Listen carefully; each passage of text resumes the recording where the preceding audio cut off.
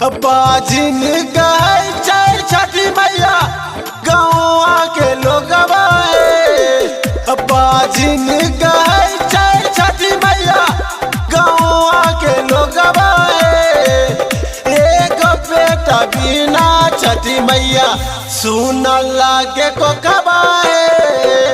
एक बेटा बिना छठी मैया सुन लागे को कबाए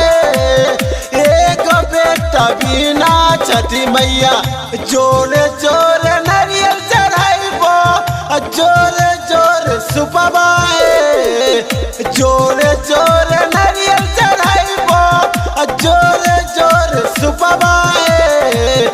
एक बेटा बिना छठी मैया सुन लागे को कबाए एक बेटा बिना छठी मैया सुन लागे को कबाए एक बेटा बिना छठी मैया को कबाए को कबाए। Music by Riya studio Khagaria. एक बेटा बिना छठी मैया एक बेटा बिना छठी मैया सुन लागे को कबाए कि हम नारियल चढ़ैबा मैया जोरे जोरे है कि हम अर्घ देवे ले अइबा मैया भोरे भोरे नुहे कि हम नारियल चढ़ैबा मैया जोरे जोरे है कि हम अर्घ देवे ले अइबा मैया भोरे भोरे नुहे मारै छै ताना छठी मैया मरका भसुरबाए एक बेटा बिना छठी मैया सुन लागे को कबाए एक बेटा बिना छठी मैया सुन लागे को कबाए एक बेटा बिना छठी मैया को कबाए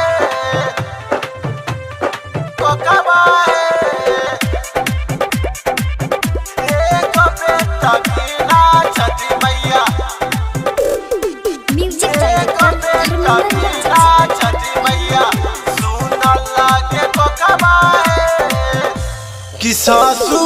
ननद मारै छै ताना बड़की गोदिनिया ए मैया कि हमारा खाइ न जाय छै खाना बारत भूखल ए मैया कि सासू ननद मारै छै ताना बड़की गोदिनिया ए मैया कि हमारा खाइ न जाय छै खाना बारत भूखल ए मैया राइटर देवा सोनल गौआ के लोग एक बेटा बिना छठी मैया सुन लागे को कबाए एक बेटा बिना छठी मैया सुन लागे को कबाए एक बेटा बिना Chhathi Maiya. Music by Riya studio Khagaria.